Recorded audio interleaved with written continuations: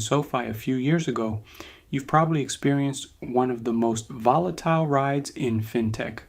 This company went from over $20 down to around $5, then back above $30, and now around the high teens. So the big question investors are asking right now is SoFi still one of the best fintech growth stocks in the market, or is the hype finally fading? In this video, we're going to break down what SoFi actually does, why its growth has been so explosive, the biggest risks investors ignore, and whether the stock could realistically double again. Let's dive in. What SoFi actually is first, a quick explanation of the business. SoFi Technologies started as a student loan refinancing platform, but today the company has transformed into something much bigger. SoFi is trying to build what it calls a financial super app. Inside one app you can get banking, loans, investing, credit cards, insurance, crypto, financial planning. Basically, SoFi wants to be your entire financial life in one place. And this strategy is extremely important because financial companies make more money the more products a customer uses. So the real goal isn't just users. The goal is multi-product users, the three core businesses. SoFi actually operates three main business segments. Lending. This includes personal loans, student loans, home loans. This is still the largest revenue driver for the company, but lending is also cyclical. When interest rates rise, loan demand can drop. Financial services. This includes the app ecosystem, checking and savings, investing accounts, credit cards, insurance. This is the fastest growing segment, and the real value here is customer acquisition and retention. Technology. Platform. This is the most underrated part of the company. After acquiring Galileo Financial Technologies, SoFi now sells banking infrastructure to other fintech companies. Think of it like AWS for fintech. Companies can plug into SoFi's back-end systems to build financial apps. This creates high-margin recurring revenue. The SoFi growth story. Now, let's talk about why investors got excited about this company. SoFi has been growing extremely fast over the last few years. Millions of new members joined the platform. Products per user increased. Revenue surged. A key metric to watch is member growth. SoFi has been adding hundreds of thousands of users per quarter, and importantly, users are adopting multiple products, which increases lifetime value. This is exactly the playbook used by companies like PayPal, Block Inc. The more financial tools a customer uses, the harder it becomes to leave the ecosystem. Why the bank charter changed everything. One of the most important moments in SoFi's history happened in 2022. The company received a U.S. bank charter. This gave SoFi a massive advantage. Before the charter, SoFi had to rely on partner banks to fund loans. Now it can use customer deposits. Why does that matter?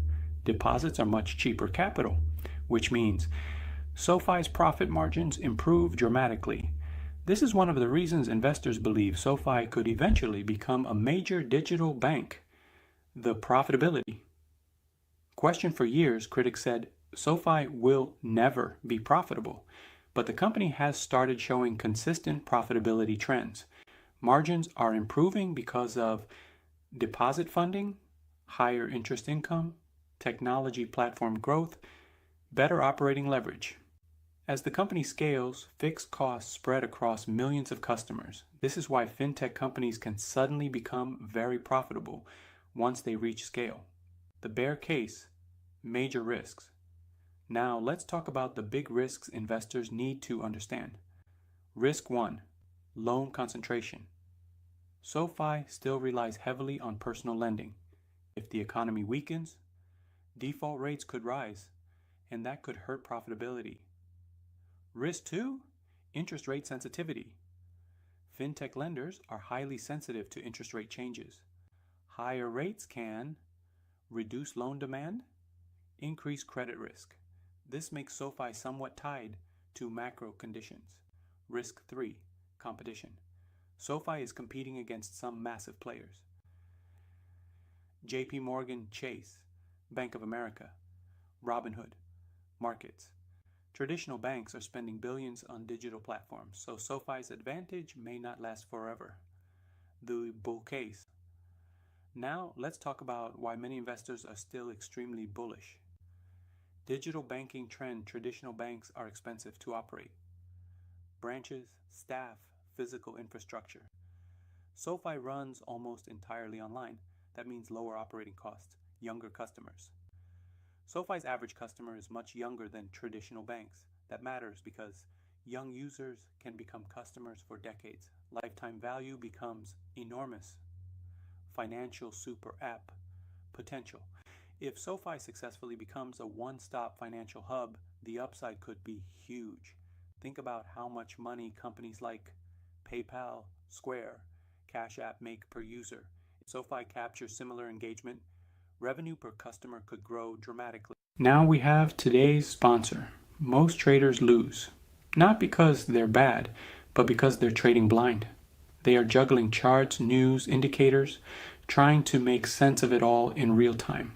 That's where Trend Trade Pulse comes in. Your all-in-one trading companion that helps you move faster, smarter, and with confidence.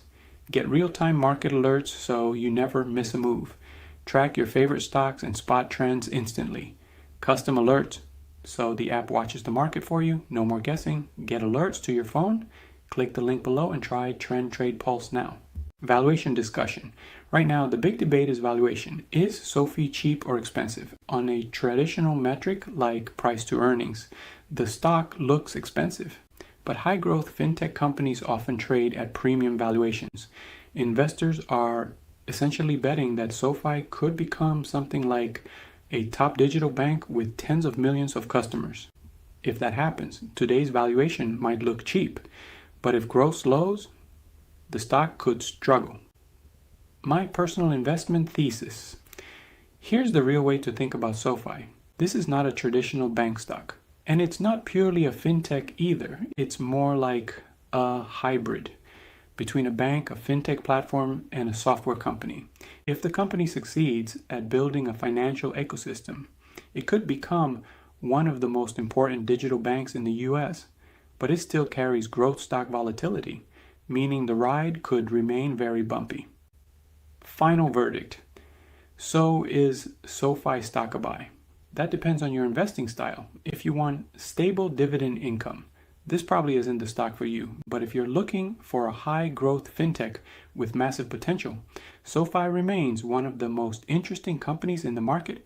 The key things to watch going forward: member growth, deposit growth, loan performance, technology, platform revenue. If those continue improving, the long-term bull case could still play out. If you enjoyed this deep dive into SoFi stock, make sure to subscribe and let me know in the comments. Do you think SoFi becomes the next major digital bank, or is it overhyped fintech? I'd love to hear your thoughts. This content is for educational and informational purposes only.